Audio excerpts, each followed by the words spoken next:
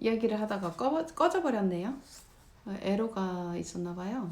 인스타그램에. 네, 연결해서 이야기할게요. 칼 어떻게 된 거야? 얘가 말을 안 듣잖아요. 칼, 네가 오빠니까 동생한테 양보했어야지. 또 둥근 나무판을 올려놓으면 더 보기 좋지 않니? 하나도 보기 안 좋아요. 말이 끝내기가 무섭게 칼은 발로 미완성의 집을 걷어차고는 방으로 뛰어들어갔다. 난 지금껏 한 번도 본 적 없는 칼의 모습에 깜짝 놀라고 말았다. 칼이 그렇게까지 화내고 멋대로 군 적은 처음이었다. 이제 일부러 이제 칼하고 동생하고 나란히 앉혀서 밥을 먹기 시작했어요. 칼, 오늘 왜 동생을 울렸어? 전 아무 잘못도 안 했어요. 단지 얘가 내 말을 안 들어서 화가 났을 뿐이에요. 동생이 왜 너의 말을 들어야 돼? 동생은 건축에 대해 아무것도 모르지만 전 잘 알아요. 집 지을 때 동생이 말썽 피웠니? 아니요.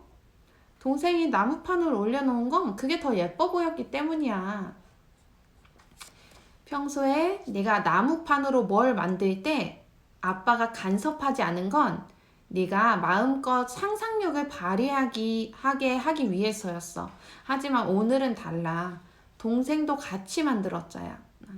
그럼 동생에게도 상상력을 발휘할 수 있는 기회를 줬으면 더 좋지 않았을까? 둘이 사이좋게 놀고 힘을 합쳐서 집을 지었으면 더 좋았을 뻔했잖아. 사람의 힘은 한계가 있어서 협동할 때 일을 더 완벽하게 할 수 있어. 동생이 못하면 네가 인내심을 가지고 가르쳐야지. 화를 내면 되겠니? 만약에 네가 못할 때 아빠가 화내면 좋겠어? 칼은 고개를 숙인 채 아무 말도 안 했지만 내가 한 말의 뜻을 이해했다는 것을 알 수 있었다. 이튿날 둘은 즐겁게 놀았고 힘을 합쳐서 매우 멋있는 궁전을 지었다. 아이들이 커갈수록 점점 성격이 나빠지고 부모의 말을 잘 안 듣는데 이것은 아이가 서서히 독립적으로 변화간다는 일이다. 하지만 이때 가정교육을 소홀히 하면 아이가 나쁜 습관, 더 나아가 악습에 쉽게 물들 수 있으므로 주의해야 한다. 아이들이 말을 안 듣고 고집을 부린다는 것은 아이들이 독립적으로 커가고 있다는 좋은 신호래요. 네. 286쪽 소제목 아이가 악습에 물들 때 부모는 아이의 나쁜 습관을 어른의 악습과 혼동해서는 안 된다. 아이의 나쁜 습관은 어른들의 악습처럼 위험하지는 않다. 따라서 부모는 작은 일을 큰 일로 만들지 않으려면 아이 입장에서 생각하고 아이가 왜 나쁜 습관에 물들었는지 이해해야 한다. 네. 여기서 자녀 교육의 전제 조건이 나오는데 아이의 자존심을 보호해주는 것. 이게 자녀 교육의 전제 조건이에요. 난 결코 사람들 앞에서 칼을 혼내지 않았다. 이렇게 해서는 문제가 해결되지 않고 오히려 더 악화한다는 것을 알기 때문이다. 자존심은 사람의 기본적인 욕구로 자존심을 상하게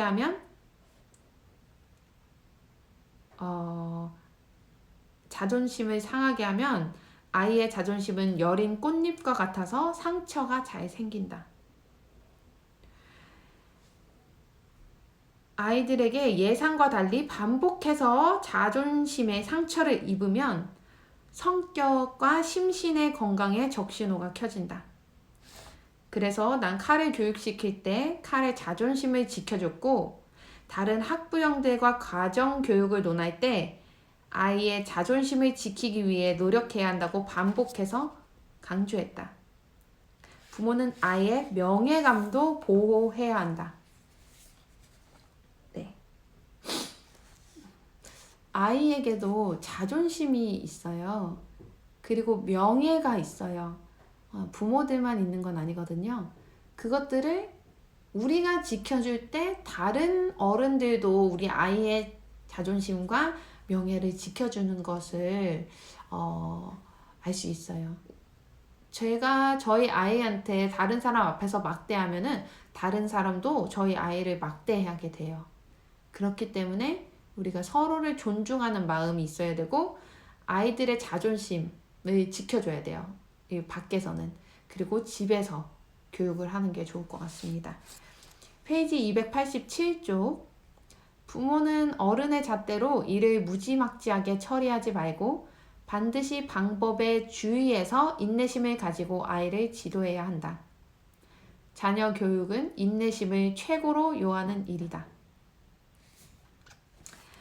가장 좋은 자녀 교육법은 마음을 평화롭게 가지고 온화하게 말하는 것이다.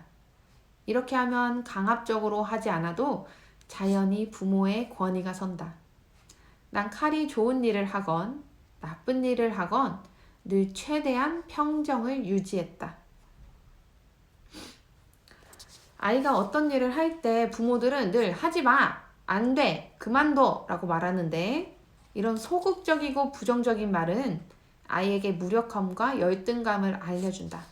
그래서 난 늘 이렇게 해봐, 열심히 해 같이 적극적이고 긍정적인 격려의 말로 칼을 지도하고 긍정적인 정서를 심어줬다. 네, 그리고 많은 부모들이 오해하는 것 중에 하나가 아이가 악습에 물들지 않게 하려면 부모가 아이의 모든 생활을 권장해야 된다고 생각하는데 그것은 옳지 않은 행위다. 네, 아이의 비밀도 존중해주는 그 부모일 때 아이와 더 큰 친밀감을 지켜낼 수 있어요. 친밀감을 높일 수 있고 그러면 훗날 정말 중요할 때 아이가 도움이 필요할 때 우리를 찾아오게 되는 거예요. 모든 것을 다 알려고 하고 모든 것을 내 손 안에서 이루게 하려고 하는 부모는 아이들을 오히려 놓치게 돼요. 시기가 되면은. 네, 이 부분은 기억하고 계시면 좋을 것 같아요. 페이지 288쪽. 존중은 수수방관하는 것이 아니라 수시로 관심을 갖는 것으로 건전한 비밀뿐 아니라 불건전한 비밀도 아이를 존중하고 이해하는 전제 하에 관심 있게 지도해야 한다. 이게 세상의 모든 좋은 것들은 다 어려운 것 같아요. 예, 저희가 아이를 더 존중하기 위해서는 아이가 건전한 비밀을 가지고 있든 좀 불건전한 비밀을 가지고 있든 그것을 존중하고 이해하는 부모가 되도록 노력해야 될 것 같아요. 난 한 번도 아이를 때린 적이 없다. 아이를 때리는 것은 야만적인 행위이기 때문이다. 체벌은 일시적인 효과에 지나지 않는데도 어떤 부모는 아이를 벌주며 보기 싫으니까 내 눈 앞에서 썩 꺼져. 넌 어쩜 이렇게 바보 같니? 정말 방법이 없구나 라고 말하는데 이런 것들이 아이의 마음에 그늘을 만든다는 것은 알아야 한다. 289쪽 소제목 어떻게 해야 효과적일까?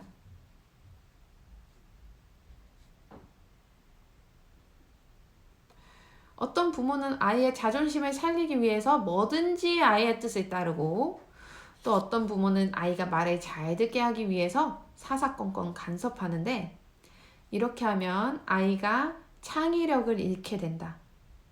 두 가지 모두 극단적인 방법이기 때문에 결코 아이가 건강하게 성장할 수 없다.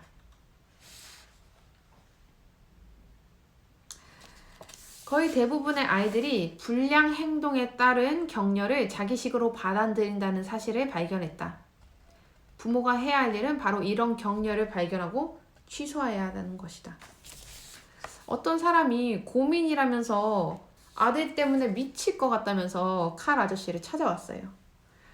장난기가 너무 심해서 내 말을 항상 청개구리처럼 반대로 하고 늘 여동생들하고 친구들을 괴롭히고 빵을 먹을 때도 한창 유난 떨면서 먹고 그래서 그거를 칼비트 아저씨가 보여달라 했대요. 어떻게 하길래 그러냐고.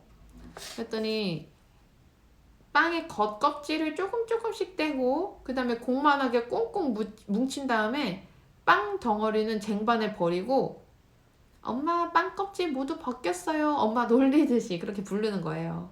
그러면은 친구 부인이 화를 내요. 왜 그래? 손님도 앞에 계시는데. 그래서 다음부터는 그거에 대해서 반응을 하지 않으라고 이제 조언을 해줬어요. 그 전처럼 엄마 빵 껍질 모두 벗겼어요 라고 했는데 친구의 부인은 그저 알았어 하고 신경 쓰지 않았대요. 오늘은 왜 안 왔네요? 별로 할 말이 없구나. 이런 식으로 무반응으로 일관되게 했더니 며칠 안 돼서 빵 껍질 벗겨 먹는 나쁜 습관을 고치고 정상적으로 먹기 시작했대요. 이제 화를 내면 이것을 일종의 관심 그리고 격려로 받아들이고 계속해서 그 행동을 하는 아이들이 있어요. 네.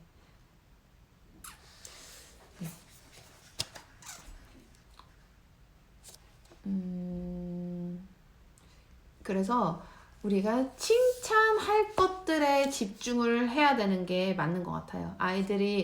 아이들은 부족하고 아이들은 커가는 성장 중인 아이들이기 때문에 부족한 점이 아주 많고 우리의 눈은 그거에 초점이 맞춰져 있어요. 하지만 그러지 말고 그것은 우리의 인내와 우리의 관용으로 덮어주고 아이들의 잘한 점, 좋은 점을 지속해서 얘기해주고 이렇게 하면 어떨까? 다음엔 이렇게 해볼까? 이렇게 긍정적인 격려를 해줬을 때 아이들은 훨씬 더 빠르게 효과적으로 자라날 수 있는 것 같아요.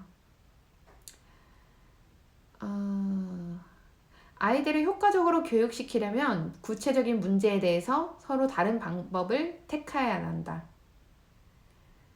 네. 291쪽 마지막 줄이요. 아이가 진심으로 자기의 잘못을 뉘우치면 같은 잘못을 반복할 확률이 줄어든다. 이것은 그 자리에서 벌을 주거나 예전에 했던 말을 여러 번 반복해서 혼내는 것보다 더 효과적이다. 네, 잔소리나 체벌을 하는 것보다 더 효과적인 방법은 아이 스스로 생각해 볼 수 있는 시간을 주는 거예요. 예를 들어서 아이가 혼자 어떤 그 생각의 의자에 앉아서 자기가 왜 이 의자에 앉아 있는지, 왜 뭐 벽에다 낙서를 하면 안 되는지 그런 거에 대해서 생각할 시간을 주라는 거죠. 예를 들어 아이들은 서로 잘 놀다가도 의견이 일치하지 않아서 토닥거리고 잘 싸우는데 이것은 일시적인 충동에 지나지 않는다. 이때 싸운 아이들을 떼어놓고 잠시 혼자 생각하게 하면 앙금이 풀려 금세 화해한다. 하지만 우정이란 무엇인가에 대해서 장광설을 늘어놓을 경우 사태만 더욱 나빠지게 된다. 아이가 부모의 말을 안 듣고 제멋대로 굴 땐 아이를 지정된 장소로 데려가 반성해야 하는데 아이를 방에 혼자 있게 할 경우에는 아이가 악을 쓰고 울어도 시간이 될 때까지는 결코 문을 열어줘선 안 된다. 이렇게 해서 아이가 반항해도 소용없고 잘못했으면 자신의 행동에 책임을 져야 한다는 것을 알게 한다. 다행히도 칼은 어릴 때부터 부모의 말을 잘 들어서 난 이 방법을 쓸 일이 없었다. 저도 이제 아이가 조금 탁월해 보이고 그리고 자기 주장이 강하고 고집이 세면은 걱정이 되는 거예요. 밖에 나가서 사회생활 할 때 친구들한테 폐가 되고 선생님한테 폐가 되는 건 아닐까? 그래서 아이가 뭔가 조그맣게 잘못한 것이 있으면 엄청 집중했던 것 같아요, 거기에. 근데 그것을 좀 내려놓고 이제는 더 효과적인 것은 아이가 잘하는 것에 더 초점을 두는 것.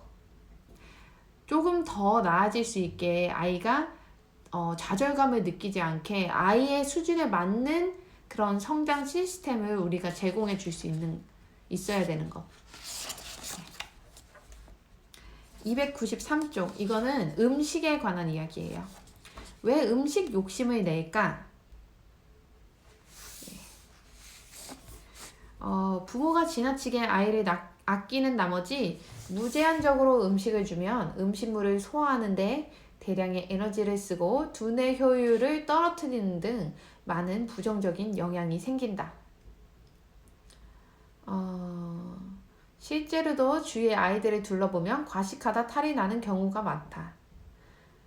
하지만 많은 부모들이 이런 식의 사랑이 외려 아이를 망칠 수 있다는 사실을 인식하지 못해서 안타깝기만 하다.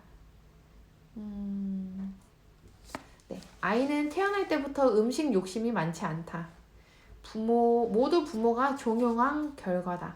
가장 큰 문제는 많이 먹으면 빨리 크고 튼튼해지는 줄 알고 좋다는 음식은 돈을 아끼지 않고 무조건 사 먹이는 것이다. 우리 부부는 칼이 음식 욕심을 내지 않게 하는 동시에 영양과 건강을 챙기기 위해서 합리적인 식단표를 짜고 정해진 시간에 식사를 하게 했다. 또한 건강과 합리적인 식습관의 중요성을 이해시키기 위해서 늘 과식의 폐해를 말해줬다.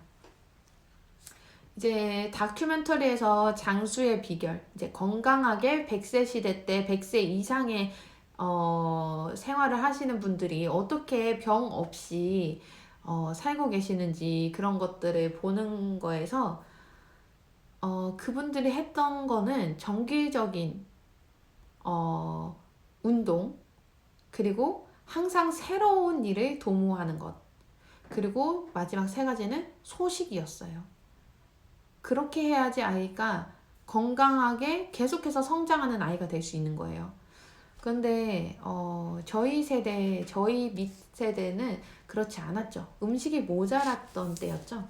지금은 음식이 너무 많아요. 과해요. 그래서 그거를 절제력을 키울 수 있도록 도와주는 게 더 중요한 미덕이 됐어요.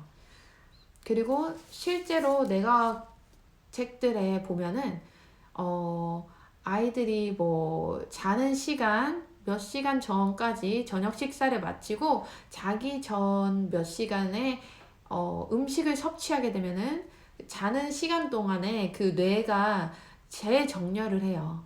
재정렬을 하는데 그것들을 토대로 다시 성장을 하는 거거든요, 뇌도. 그런데 그것에 에너지를 쏟아야 되는데 그것을 하지 못해서 소화를 하게 돼요. 소화를 하게 되면 그 뇌에 써야 되는 에너지를 소화 기능에 써야 돼갖고 그 수면의 질이 낮아지는 거예요. 수면의 질이 낮아지면은 아이들은 그 인지 기능이 제대로 활성화되지가 못해서 100을 배울 수 있는 아이였는데 오히려 5밖에 6밖에 배울 수가 없어지는 거죠. 그러니까 자기들이 사용한 인풋 대비 아웃풋이 너무 적어지는 거예요. 294쪽. 난 칼이 과식하는 습관을 들이지 않게 하기 위해서 건강한 식습관을 키우고 즐겁게 식사하게 했다. 즐겁게 식사하면 아이의 심신 발달이 촉진된다. 부모는 음식으로 아이를 격려하거나 벌하는데 불필요하게 많은 시간과 에너지를 쏟지 말아야 한다. 또한 교육하는 시간과 식사 시간을 구분하고 즐거운 분위기를 조성해서 아이 스스로 알아서 식사를 하게 해야 한다. 이제 부모들은 아이가 밥을 적게 먹거나 안 먹을까봐 두려운 나머지 아이가 밥을 먹을 때마다 싸움을 거는 것처럼 무엇을 먹고 무엇을 먹지 말아야 하는지 막아야 되는지 규칙을 만들어서 아이에게 보이지 않는 스트레스를 준다. 그런데 날마다 이런 일이 반복될 경우 아이는 식사하는 것이 부담스러워서 정상적인 식사를 하지 못하게 된다. 배를 채우는데 많은 양의 음식물이 필요하지는 않다. 중요한 것은 과식하지 않고 식사를 즐겁고 중요하며 자연스러운 일로 받아들이는 것이다. 네. 식사에 대해서 아이들이 안 먹는 아이, 키 작은 아이에 대해서 엄청난 압박감을 많이들 가지고 계시더라고요. 네, 저희 아이도 키가 작은 편인데 저는 골고루 먹어주는 것만 해도 너무 고마워요. 네, 저는 그렇게 생각하는데 다른 분들은 그렇지 않으신가 봐요. 네. 네, 많이 먹으면 또 안 좋은 점에 대해서 더 이야기를 합니다. 296쪽에. 하지만 이제 아이가 적당량의 식사를 즐겁게 하는 게 이게 관건이라고 생각을 합니다. 네, 이런 것들이 좋은 습관, 악습을 피하는 법. 네, 이거는 평생토록 가져가게 될 습관, 식습관이기 때문에 식사 시간은 즐겁게 아이들을 해주는 것 중요하다고 생각해요. 네, 오늘도 함께 해주셔서 감사합니다. 좋은 하루 되세요.